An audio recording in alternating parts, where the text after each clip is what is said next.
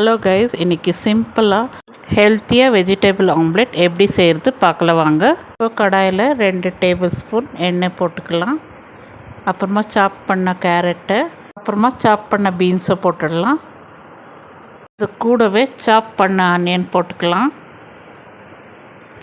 இது மூணும் நல்லா வதங்கின பிறகு மஞ்சள் தூள் 1/2 டீஸ்பூனு, அதுக்கு தேவையானது உப்பு போட்டுக்கலாம். இது நல்லா கலக்கி வதங்கின பிறகு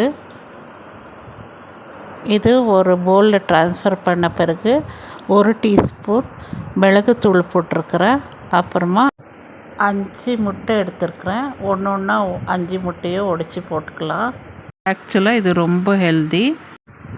வெஜிடபிள் சாப்பிடாத பசங்க கூட இதை ரொம்ப விரும்பி சாப்பிடுவாங்க. 5 முட்டையும் நம்ம உடைச்சி போட்டாச்சு. இதை இப்போ நல்லா கலக்கிக்கலாம். இதை நல்லா கலக்கின பிறகு ஒரு பேன் வச்சுக்கலாம். அதில் ஆயிலை தடவிடலாம்.